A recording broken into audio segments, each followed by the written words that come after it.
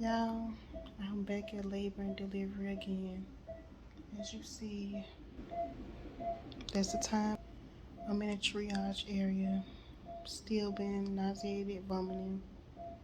Don't have the COVID out. In case some of y'all thinking, I got some on my face from this mask. There's nobody in here, so I can have my mask on. Trying to see what they're going to do or whatever. Hopefully I get some good news. But I'll keep y'all updated on this journey. Oh, and it's my third time at labor and delivery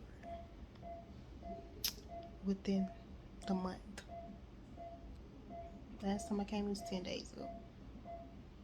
Sad. Yeah, I'm so annoyed. Not getting induced. And I'm gonna have to keep coming up here, I'm assuming, until they figure out what's going on. So yeah, I'm sitting here getting my fluids. The one with the getting all the vitamins. That's why it's not clear or whatever. It's pretty dark in this room too, so excuse the lighting. And baby on the monitor, as you see, just ate some graham crackers. I got this big old water to finish, and she just told me I won't be getting all these fluids, so I guess I'll probably get half of it or whatever. But I'm gonna be leaving today, no baby today, so it ain't no update really. So it's gonna be a short vlog. Got something you wanna say? Got something you wanna say? You looking? But yeah, so it's currently, let me flip the camera so y'all can see.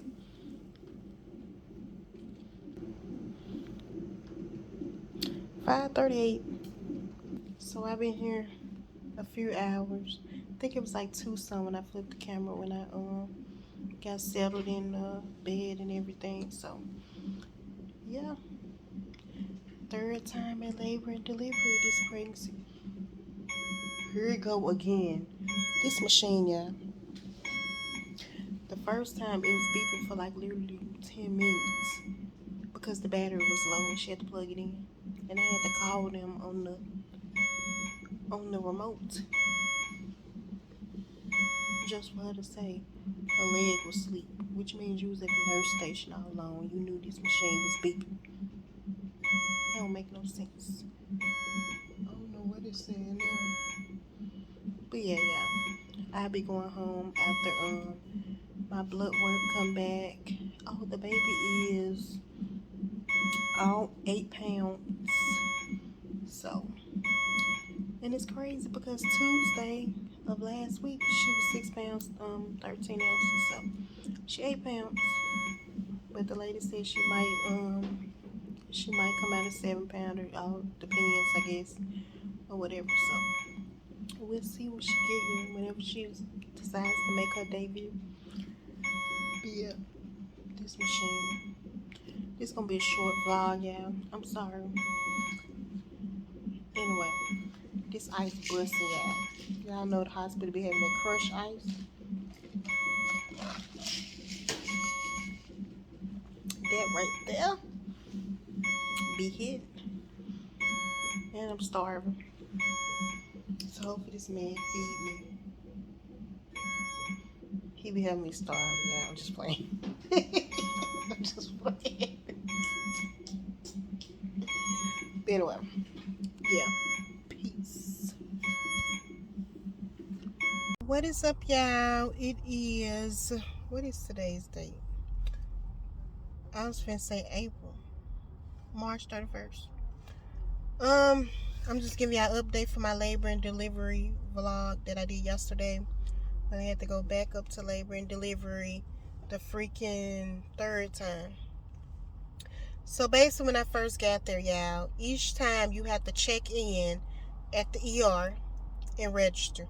You can't register ahead of time now. I don't know if it's because of COVID or it's just like that in general at this hospital. So I have to pre-register again, all that, do that, blah, blah, blah. So I went in, had to speak to one lady, told her what was going on, how many weeks I was, blah, blah, blah. Yeah, I know I went for nausea and vomiting again. It's been going on for 11 days now. So, she basically was like, okay, go to the next window and tell the nurse. So, what's the point when they were literally by each other? She right here, and the nurse literally right here across from her. So I had to go tell her, and then she called up to labor and delivery. Because, like I said, my clinic sent me there, and they told me the doctor that was on call that day. Since there's no doctors at the clinic I'm going to no more. It was not like that years ago with my first son, 4 years ago. So I basically I guess the lady was chewing her out over the phone, asking why she registered me in the system or whatever, and she was like, I'm the only nurse on the floor up here and all that. So I'm just standing there like, you want me to sit down, because normally I just tell her the information, I go sit down. So I stood up there for like 2 minutes, and then she was like, okay, you can go sit down. Oh, they're getting on my nerves. So I sat down. Then they moved pretty fast. As soon as she called, I'll be able to sit down maybe not even 3 minutes, and they be coming rolling the wheelchair to take me up to labor and delivery. So I got there, told them the nurse what was going on. She wrote on a piece of paper this time instead of putting it in the computer, which was weird to me because the computer was on or whatever. So I don't know why she did that. So the students didn't come in there this time, thank goodness, because I didn't feel like dealing with the students, because last visit one of the students didn't even know how to check my cervix, and she was lost. And then the student before that, the first time I went, was lost. He asked me what was my primary care doctor, and I'm sitting there looking at my primary care, and I told him, and then when the doctor was like, so what is this, said the name of my primary care, and I was like, that's my primary care. He looked at me like, why you tell him your primary care and not your OB? But I'm like, that's what he asked, but I didn't want to bust the student out. So basically, one of the doctors came in there, got me all hyped about inducing me because I lost 6 pounds since last week. Because my doctor had me go twice in 1 week. I went Tuesday last week, and she had me come Thursday to do some more blood work. And I'm sorry, I'm looking at these cars. But yeah, she had me come 2 days or whatever. So she basically was like, oh, my eye itch, my bad. I'm trying to get my pregnancy brain out. So she tried to call the doctor that day. I was thinking she was going to give me, let me know what was going on. It was a wasted trip to go Thursday. She wanted me to go back up to labor and delivery. I didn't want to go because I didn't feel like I had to pre-register, talk to about 4 people before I get to the doctor come in. I didn't feel like doing it. So I just got some Pedialyte and Gatorade, and I was able to keep that down for hydration because I was really dehydrated from throwing up water and everything. So the doctor got me hyped up with getting induced. And then he was like, well, it's not my call. It's basically a doctor over him and somebody over that doctor or whatever. So I guess he was maybe in his residency or whatever. But they call them doctors too or whatever. So he come back tell me, we can't do it because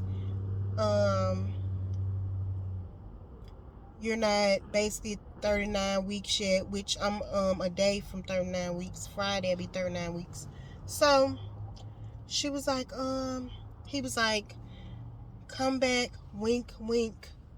Come back Friday or Saturday, and we can induce you then because we have to go by guidelines of basically have to be 39 weeks to get induced because all my results are good or whatever. All the blood work, yeah, they gave me the COVID test. I don't know if it's because I'm pregnant and my body's sensitive, but that shit hurt. So normally I know people get 1 swab in each nose. They literally had 2 long Q-tips.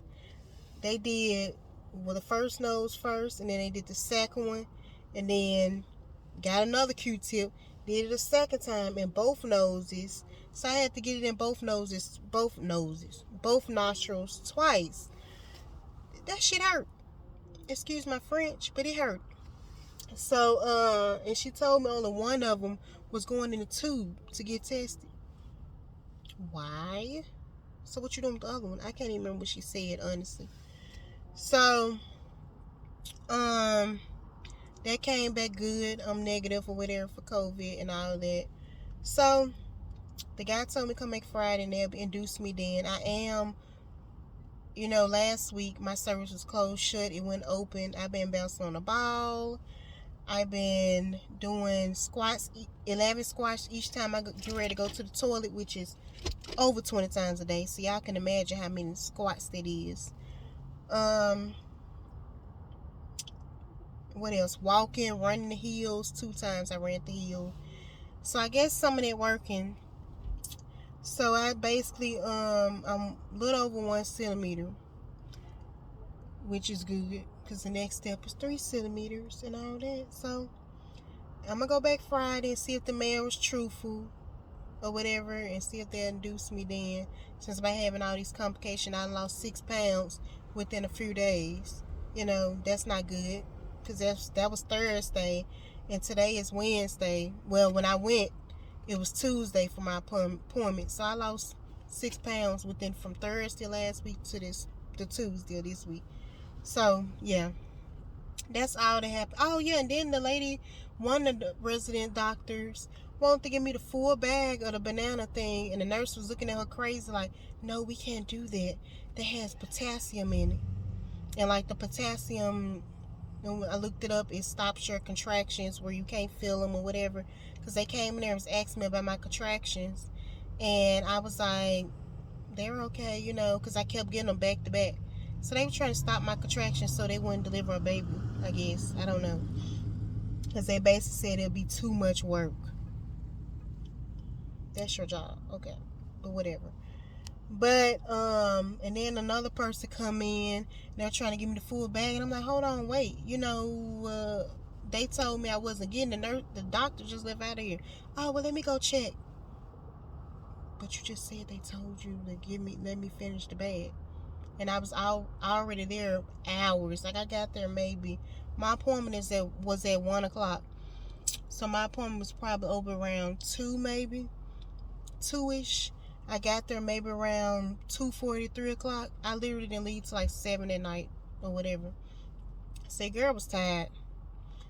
So that's basically an update from that. If I get induced this Friday, I will be doing a labor and delivery vlog. So yeah, stay tuned for that. Hopefully my water will break before then and I won't have to get induced, but we'll see. Because I never really got induced. I had induced stay with Noah, but I ended up going. My sac leaked for 24 hours. So I ended up going before my induced date, because I heard them getting induced is intense. So yeah. Anyway, like, comment, subscribe, leave your comments down below, and all that. Peace.